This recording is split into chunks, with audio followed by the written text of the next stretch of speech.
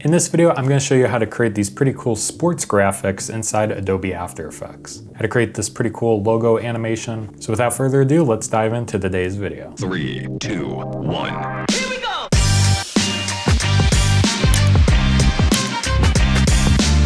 Before we dive in, I do want to mention that if you do want to download the After Effects template, it is available on my Patreon page. If you're an active patron, you can use the link down in the video description to download it and use it in your own projects. But let's see how to create this from scratch inside Adobe After Effects. Before we get started, I want to mention that I have some assets that I already pre-downloaded. I have this stock footage of some grass. I also have this cutout of an athlete, as well as a sample logo, an Illustrator file that will import into Adobe After Effects. But for your own personal project, feel free to use any logos, photos, or videos that you'd like for your project. Now let's dive into After Effects. So I have After Effects open, and the first thing I'm going to do is import my assets. So I'm just going to click and drag in all three of these assets into my project panel here. Once they're in there, we're going to start by creating a logo and a photo composition. So I'm going to go up to Composition, New Composition. I'm going to name it Photo. And then from the preset menu, I'm going to choose 4K, but you can choose 1080 if you want to make a 1080 sequence. But for now, 4K, 29 frames a second, and 10-second duration. Then I'm going to click OK. And next what I'm going to do is just click and drag out my photo of my athlete into this composition here. I'm going to click on my photo and hold down Shift and click and drag the edge and just realign this, kind of looking like that. Next, I'm going to duplicate this photo composition by hitting Command D. And I'm going to rename this logo. Then I'm going to double click it to go inside of it. And I'm going to click and drag in my sample logo to this composition. I'm also going to delete the photo of the athlete from that composition since we don't need it anymore. And for this Illustrator file, I'm going to right click and go to Create Shapes from Vector Layer. This will create shape layers. I'm going to delete the vector logo, and then I'm going to click on this logo here, click S to bring up scale. And I'm just going to scale this up here. So we should have something that looks like this. Both of these compositions ready, and now we can start using these as pre-comps inside our other compositions. So before we start creating our first graphic, with any sports pack, usually there's a pattern or subtype of asset that is used over all of them. In this case, I used a diamond texture, and we're going to be creating this from scratch inside Adobe After Effects. So to do this, I'm first going to create the single diamond. And to do that, I'm going to go up to Composition, New Composition. I'm just going to name this diamond. And for this, I'm going to change the width to 500 and the height to 500. Same thing, duration 10 and frame rate 29. Everything looks good. I'm going to click OK. I'm going to select my scale and fit to view. Next, I'm going to grab my rectangle tool. And with it selected, I'm going to change the fill so that it is a solid color. And then I'm going to turn off stroke for now. I'm going to make sure my fill layer is white. Then I'm just going to click and draw while holding down Shift to make a perfect square, and then release. And then I'm just going to use my align panel to center align this here. Now we can refine the exact size by twirling down under rectangle 1, rectangle path, and then going to size. You can change the size to maybe 450. That looks good. I'm going to rename this by clicking on the layer and hitting return. And we can rename this diamond fill. Next, what I'm going to do is create an outline. So to do that, I'm going to duplicate this layer by clicking Command D. And I'm going to rename this diamond stroke. And then with this layer selected, what I'm going to do is turn off the fill by clicking back on the fill and clicking on the hash, and then turning on the stroke. So I'm going to turn on the stroke. As you can see, we added a stroke. I'm going to change the stroke color to white and click OK. And then same thing, we're going to twirl down under the size. So I'm going to go into rectangle path 1, and we can change the size to maybe 470. And we can play with the size, maybe 480. That looks pretty good. Once you have something that looks like this, we can start animating it. So I'm going to animate the stroke first. So to animate the stroke, what I like to do with stroke layers is to add a trim paths. You'll see me do this quite a bit in this tutorial. So I'm going to add a trim paths. This allows us to basically edit the trim of the layer or the edge. And in this case, since it's a stroke, this is nice that we can kind of make it reveal itself here. So I'm going to change the start size to 100. And then I'm going to keyframe the start size by clicking on the stopwatch. And we'll go out to maybe 1 minute, 15 frames and change the start size to 0. And when we play this back, you'll see that it animates on like that. Now we can add some easy ease. So to our keyframes here, we can right click on our last one and do easy ease in, and right click on our first one and do easy ease out. This eases out of the first keyframe and into the last keyframe here. So it's a little bit smoother. Next, we can animate our fill. So I'm going to go to the end of the trim path keyframe here and click on my diamond fill layer. I'm going to click T to bring up opacity. I'm going to click on the stopwatch here in the bottom left-hand corner, and then go forward to maybe 3 seconds. Make a keyframe by clicking on this diamond. Then I'm going to go back to the first keyframe here and change the value to 0. That way it kind of animates on like this. Once it animates on, we can animate it off so we can go forward in time and make another keyframe by changing the value to 0. And same thing, we can animate the end of the stroke and animate the stroke off. So I'm going to click on that, go forward in time, do around 6 seconds or so, and then change this value to 0. And same thing, we can add some easy ease to these keyframes to ease out and ease in to the keyframes. And if we click and play this back, we can see what we have so far.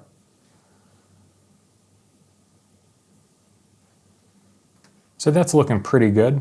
Now that we have this one individual element, we're going to use this to create a pattern effect. So to create the pattern next, what I'm going to do is create a new composition. So go up to Composition, New Composition, and now I'm going to name this Diamond Pattern.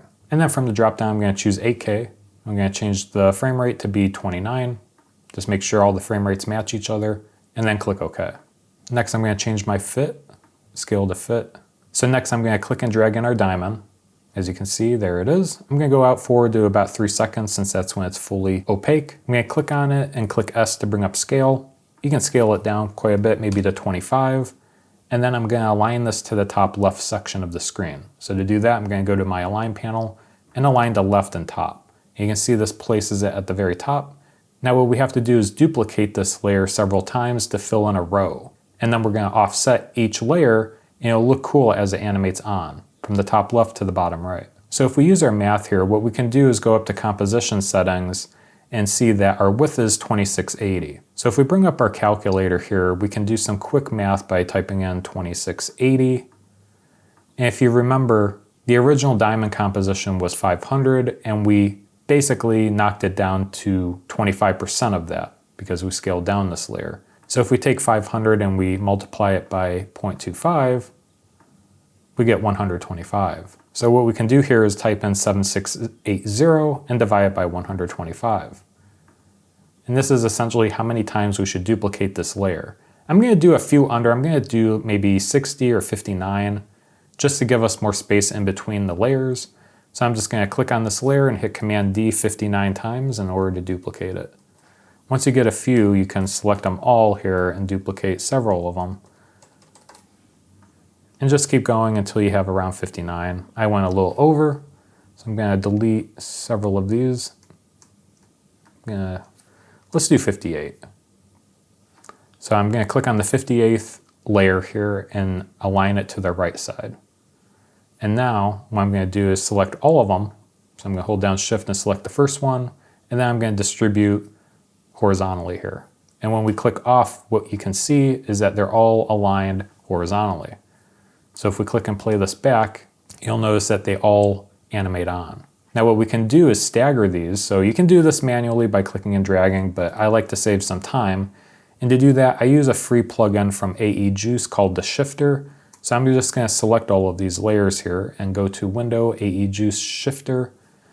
If you want to download this, I will leave the link down in the video description if you do want to download this. AE Juice has this tool as well as a few other ones I use quite a bit that's free to use. So with this open, it should look something like this. And at the bottom, you'll notice the stagger tool. So we have a few different options here that we can play with. I'm going to select the first option and make sure the frame is set to 1 and then click stagger. So if we click and play this back, you'll notice that they all animate on staggered from the top left to the right. Now that we have all of this, what we can do is pre-compose this as one row and then duplicate that composition several times to fill in the rest. So what I'm going to do is just select all of our layers here and then right click and go to pre-compose. And now I'm going to name this row pre-comp. And now with this layer, what we can do is duplicate it, and same thing before, we can do our math. So if we go to composition settings, we can bring up our handy dandy calculator and type in 5320 and then divide it by 125. And this is how many times we should duplicate it to get it going from the top to the bottom. So that's 34. I'm going to do maybe 32. Same thing as before, just kind of undermine it a little bit. So same thing as before, I'm just going to select the ones I over duplicated and delete them. Now that we have 32, what we can do is select row number 32 and align it to the bottom. So I'm gonna go out forward in time here to around 4 seconds. That way we have all of them up here. I'm gonna click P on our keyboard to bring up position. And then I'm gonna change the Y position down quite a bit. I'm gonna bring up my zoom tool and just zoom into this bottom left corner here. And once again, I'm gonna click P to bring up position and just make this go to near the bottom of the composition. Right around there is good.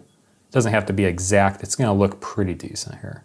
So now that you have that placed, what I'm gonna do is fit my viewing.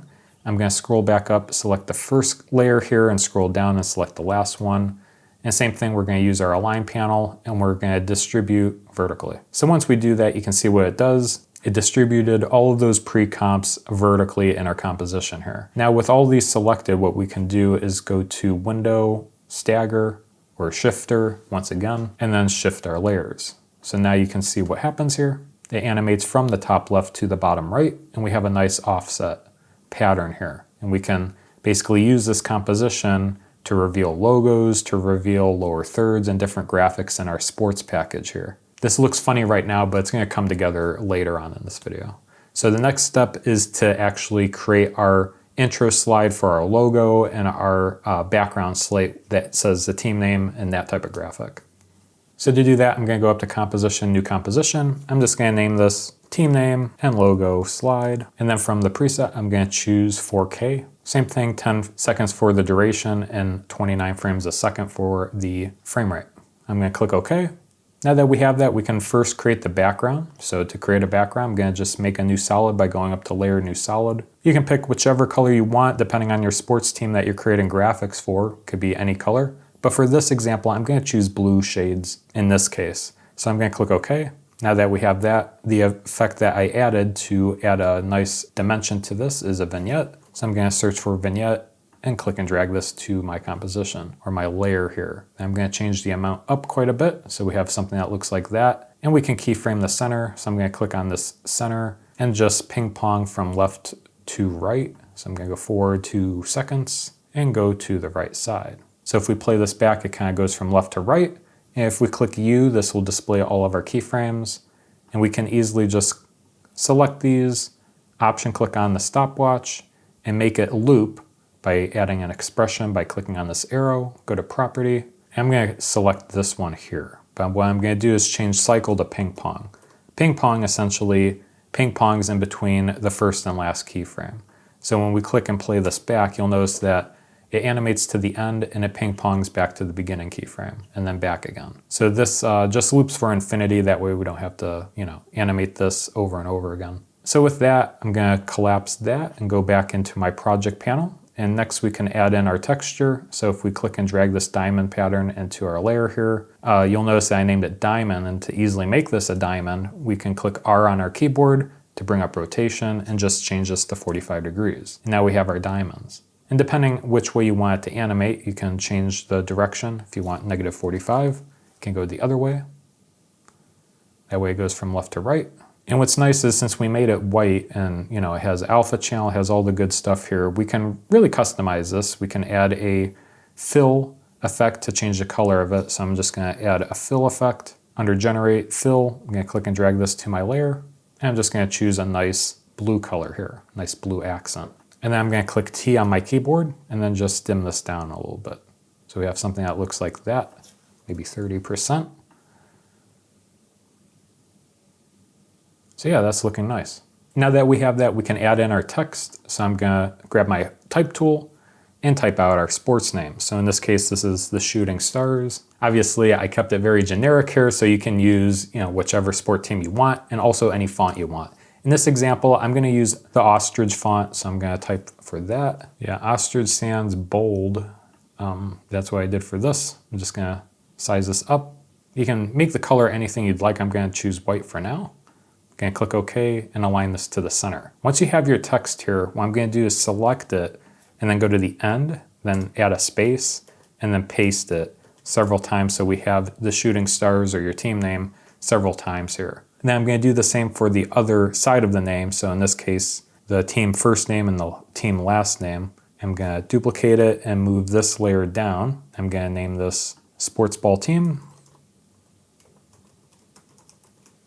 And same thing, I'm going to select this text, go to the end, and paste it several times here.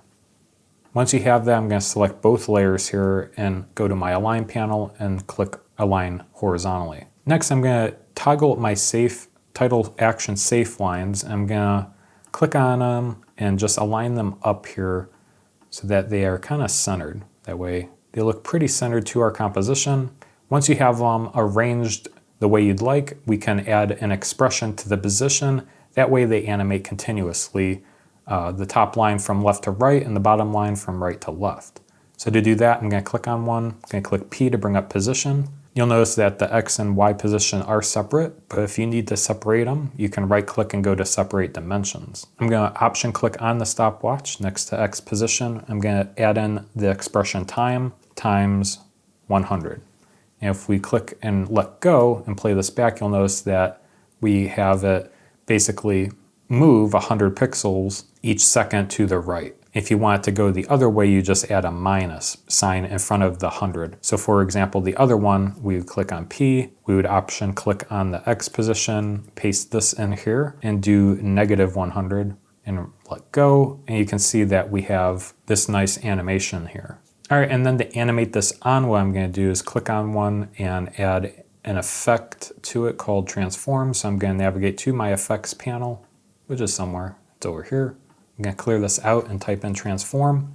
This is a handy thing to keep in mind in After Effects, is you can always add transform effects to your layers, even though it comes with the built-in position and scale. This is a separate effect that you can add on top of it. So essentially you can have layers animate a lot of different ways here. But in this example, I'm going to animate the position, go out to about 1 second. I'm going to click U to bring up all of our keyframes here and click on the diamond, go back here. And then I'm going to change this value all the way to the left. That way it comes from the left side. You can hold down Shift to get over to the left side quicker. You should have something that looks like that. And we can add a keyframe here. Going to add a ease in.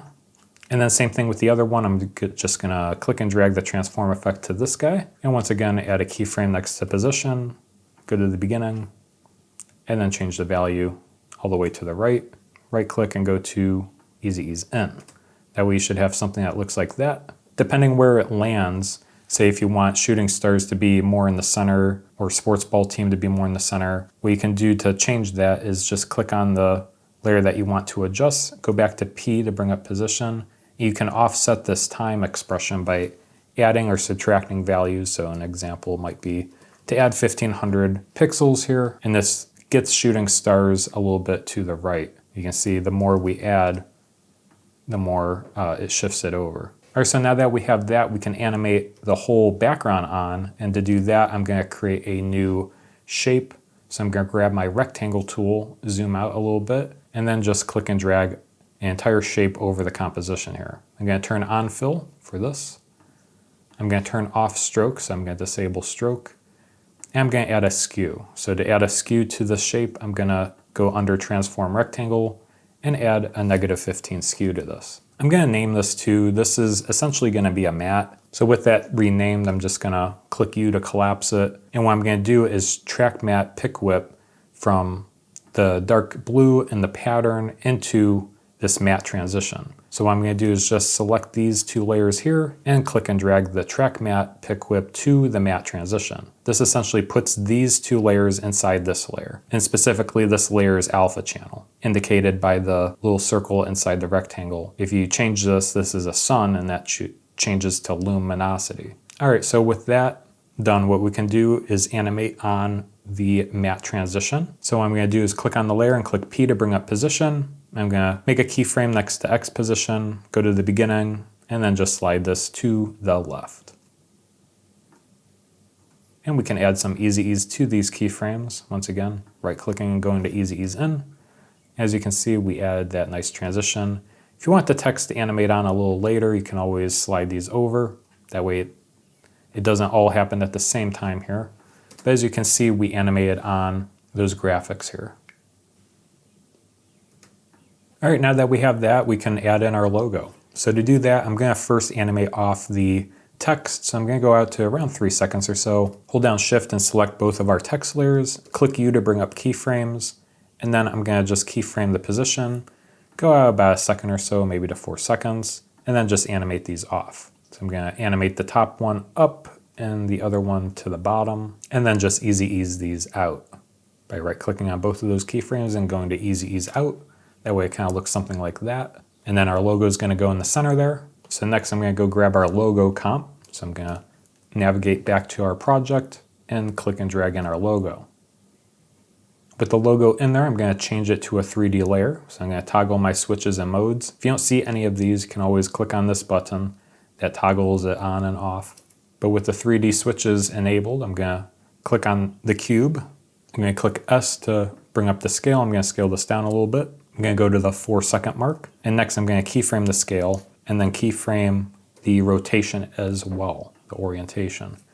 And if we go back to 3 seconds, I'm gonna click S to bring up scale, and I'll change it to maybe 300 or so. And I'll change the rotation to the middle value, maybe to 90, around here. And then the X value just a little bit so it kind of pivots as it comes down. And if we click and play this back, this is kind of what we have so far. We can click U to bring up all of our keyframes here. We can add some easy ease into these last keyframes so it comes into a nice stop. Now to add in the texture to the logo, what we can do is add in our diamond pattern over it. And once again, we'll use our track matte selection tools to do this. So toggle your switches and modes at the bottom, and then use the track matte pick whip to put this pattern inside this logo. And then the other thing we have to do is make this into a 3D layer as well. So I'm gonna change the diamond pattern for that to a 3D layer. And then if we go back to our toggles and switches, we can also parent and link this layer to the logo. That way it moves with it, it's not locked in place. When we click and drag this back, you can see that the pattern is following the logo as it animates in. The other thing I did with this is I did add motion blur to the pattern. So I'm gonna toggle my switches and modes and add motion blur. That way it just kind of looks a little bit more natural. And you can click and drag this forward and backward depending how you want the logo to animate on. One thing I forgot to mention is that you can rotate this once again by clicking R. It'll just change the Z value to 45 degrees.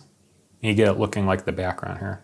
All right, one last thing here is to duplicate this logo and put it above everything. I'm gonna click T to bring up opacity, change the opacity to 0, and then go out to 4 seconds, and then change this up to 100. And then unhide this layer as well. And now when we click and play this back, it kind of looks like it animated the logo on, that the diamonds kind of revealed the logo. One last step in this that I did is as the logo lands here, I added a nice overlay to the background to kind of make it pulse a little bit with color. So to do that, what I'm going to do is duplicate my diamond pattern down below here. I'm going to duplicate this one more time, and I'm going to change the opacity to 100. That way it's very bright. And then I'm going to add a few masks to this and just animate the masks as it comes in and lands. So I'm going to hold down on the rectangle tool and go to my ellipses tool. And then I'm just going to click and draw out, while holding down Shift, a mask here. I'm going to click and drag this and realign this. I'm going to click MM on my keyboard to bring up my mask properties. I'm going to feather it out quite a bit to 500 pixels. And I'm going to animate the mask opacity. So I'm going to click on that stopwatch, go back a little bit in time and change it down to 0. And when we click and play this back, you can see that it animates on as it lands. And then I'm going to click on the stopwatch next to mask expansion, go forward in time, and then expand it to around 1500 pixels. You can see this animates out from the center once it lands.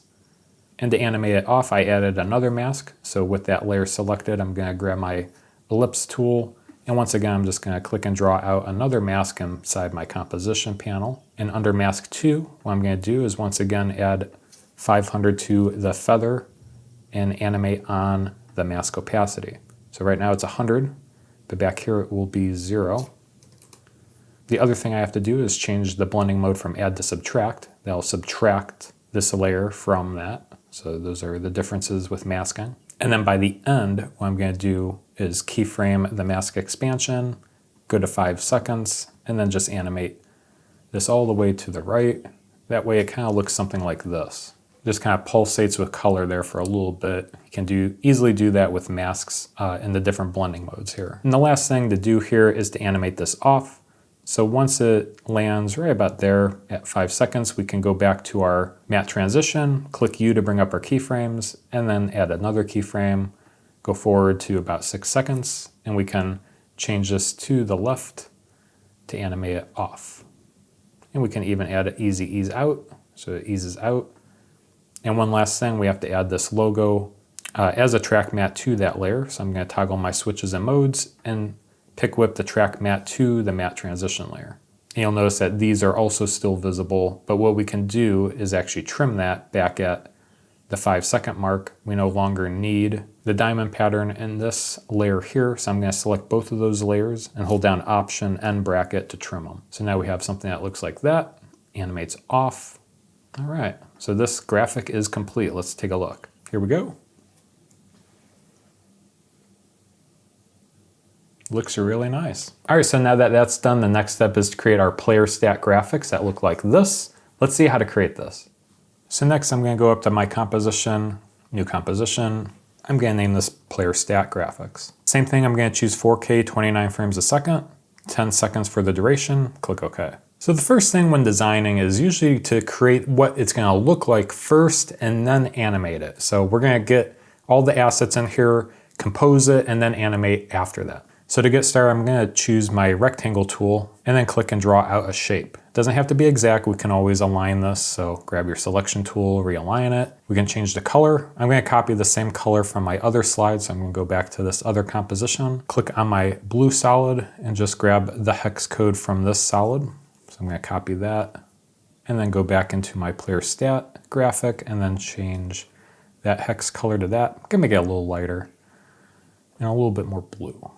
But you can change it to any color you wish. I'm going to click OK. I'm going to rename this box background. And next what I'm going to do is duplicate this layer and name this box stroke. And with this layer selected, I'm going to disable the fill and add a white stroke to it. So something that looks like that. Once I have that, I'm going to add in my text. So I'm going to click once to create a new text field, type out my text, change the paragraph to left justified. I'm going to size this down quite a bit. Like I said, you can use any font you wish. I'm going to use Neropool. And if you want these fonts, they will be linked in the video description below as well. I'm going to grab my selection tool and just size this down and get it aligning. Very nice, just like that. Next, I'm going to add the position graphic. So with that came another shape. So I'm going to add in another shape with a fill with no stroke, and the fill color it's going to be the same as the stroke color. I can click and drag this guy out, then grab my type tool, and then type in position. Or if you're designing this, obviously feel free to put in the player's first and last name, as well as their position, depending on the sports ball theme that you're going with, any of the sports. And then for fill color, I'm going to change the fill color to the same color as my box background. And I'm just going to resize this and place it inside this box. The box can be as wide or small as you wish as well. So this is all up for interpretation. Next, I'm going to grab my pen tool and draw out a line that will be displayed in between the position and then the stats that are labeled here. So I'm going to go back to fill, hide the fill, go back to stroke, enable stroke. And I'm just going to click out once and hold down Shift to create a perfectly straight line, and then click V to grab my selection tool. And lastly, our stats. I'm just going to click on my text layer up here, click Command D to duplicate it. I'm going to just hold down Shift and drag them down. And you can put in your stats, and this can be however many stats you'd like to display. It's really up to you. So I'm just going to add some placeholder text for now. All right, so once we're done, we should have something that looks like this. I'm just going to name this position box just so that everything is named correctly. And then for this, I'm going to name this layer divider. All right, so now that we have this all complete, we can add in our photo. So to do that, I'm going to grab my rectangle tool, change the fill to be any color really. The big thing is you just want to make sure that it's visible. So I'm going to make it red. And this will be our photo matte. So I'm just going to click and drag out kind of where our photo would be. And actually I'm going to enable stroke. And the stroke will be displayed, so this will be white, same stroke color as our other layer. And what I'm going to do is grab my zoom tool by clicking Z and just zoom in here and just make sure this is aligned to the other layer. All right, so now that it's aligned here, what we can do is rename this photo matte. And now we can grab our photo pre-comp from our project panel and click and drag it into our composition, and then just size it down and place it over where the photo matte layer is. So I'm gonna click and drag this over here, realign this accordingly, and then click and drag the track matte pick whip to the photo matte. This will place the photo into the photo matte. Now we need to get that stroke back, so what we're gonna do is duplicate this layer and unhide it, put it above the photo, and just rename this photo stroke. And then we can disable the fill. That way we have our stroke once again. I'm gonna fit to view here. And one other thing I wanna do is add in my soccer background grass to the bottom, so we can just see how it looks like over the field here. So this looks really nice. The next step is to animate it. Just make sure all your positions are down and it's looking correct before you animate it. So once you have it all set, let's see how to animate this. The first thing I did was I animated the stroke. So I'm gonna go to the box stroke layer, twirl down and add a trim paths once again. Twirl down under trim paths. I'm gonna change the start to 100 and then add a keyframe by clicking on the stopwatch, going out to around 1 second and 15 frames, and change this down to 0. I'm also gonna add some easy ease to this. So easy ease in and easy ease out. So it should look something like that. Now, as it animates around, the background box animates from left to right. So what I'm gonna do is go find that period in time. So it should start animating on around here once the stroke kind of wraps underneath. So I'm gonna click on our box layer, click P to bring up position, and then make a keyframe next to X position, and then go forward in time, maybe to around 2.5 seconds. And then make another keyframe by clicking on this diamond, go back to the original, and slide this to the left. Then we can right click on this last keyframe and just add easy ease in. We can even go to the graph editor and really smooth it out if we wish. So it kind of looks something like that. Now we have to get rid of it from being on the left side. And the best and easiest way to do that is to create a matte. So to do that, what I'm gonna do is select the box background and just duplicate it and name this box matte. And then I'm gonna click U and unkeyframe the position by clicking on the stopwatch. That way it doesn't move. And then click and drag the pick whip for the track matte into box matte. That way it's displaying the background into this matte layer that doesn't move. And as you can see, it animates into itself essentially. It reveals itself out of thin air. That's how a lot of lower thirds and different graphics are created. It's by using mattes like that. And we can do the same thing with the text layer, so we can go out, forward in time, and animate on our first and last name. So we can click P, animate the X keyframe, go out to maybe 3 seconds, make a keyframe, go back, and move it to the left. Same thing, we can right click and add some easy ease to this last keyframe here. So it looks like that. And once again, I'm gonna go full screen by clicking on the tilde button. We can, under track matte, click and drag the pick whip to the box matte. That way it just displays it inside that matte. Should animate on sooner, so I'm just gonna marquee select these keyframes and move them to the left. Kind of like that, just a little bit offset from the box background. And then for the position, for this I did the same thing. I put the text of the position inside the position box, but unhid the position box. And then I keyframe the position box. I'm gonna click S on my keyboard, unlink the scale parameter, and then make a keyframe, and then go forward in time, make another keyframe, go backwards, and change the X value to 0. And when we play this back, you can see it animates from the center. Once again, we can add some easy ease to these keyframes to ease out and ease in. And we can align this depending on how fast and when the box position pops up. Next thing to animate is this divider. So to do that, I'm gonna add a trim paths. So I'm gonna twirl down under the divider and go to the add button and add trim paths. I'm gonna twirl down. I'm gonna make both the start and end at 50% and then toggle on the animation by clicking on the stopwatch next to both. And then I'm gonna go out maybe forward around 1 second or so, and then change 1 to 100 and 1 to 0. That way it kind of looks something like that.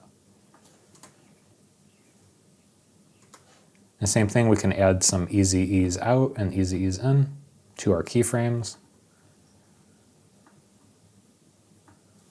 This is what we have so far. And lastly is our stack graphics. So to animate these, I'm going to click on that layer, click P, and keyframe the X position, go out forward in time, make a keyframe, go backwards, and slide these to the left. Add some easy ease, and then same thing, I'm going to pick whip the track matte to the box matte. When we click and play this back, you should see what we have. You can make this animation as long as you wish. And the timing is really up to you on how fast you want the graphics to animate on screen here.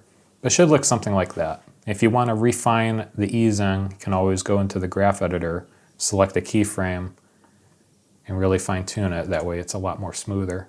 All right, so our last step here is to animate our photo.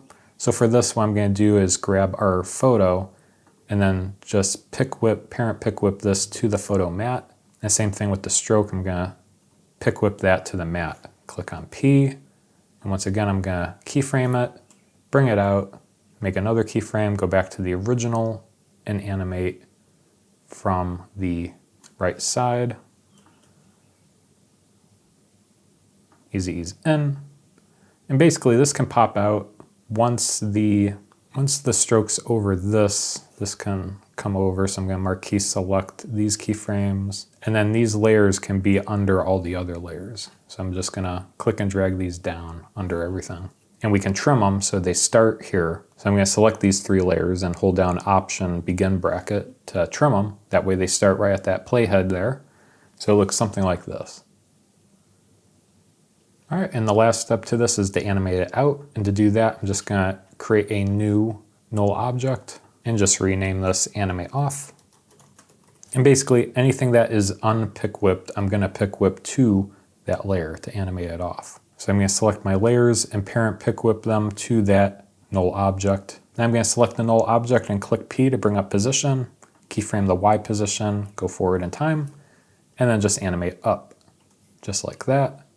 And we can easy ease out of this to make it very smooth. It should look something like that. One thing I forgot to mention about this graphic is that we can add in our diamond texture to the box background. So to easily do that, you can just click and drag this in. You can scale this down, so I'm going to click S on my keyboard, scale it to around 50 or so.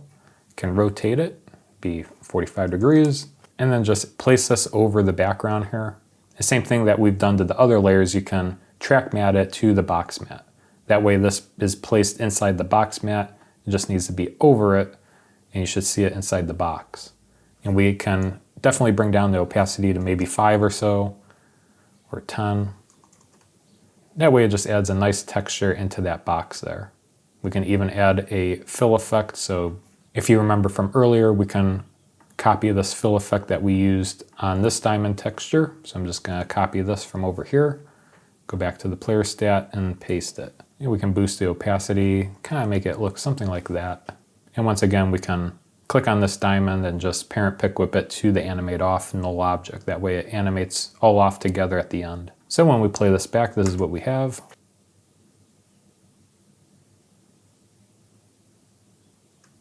So there you have it. That's how I created those graphics inside Adobe After Effects. If you have any questions, leave them down in the comment section below. But that does it for this video. We'll see you guys in the next one. Take care.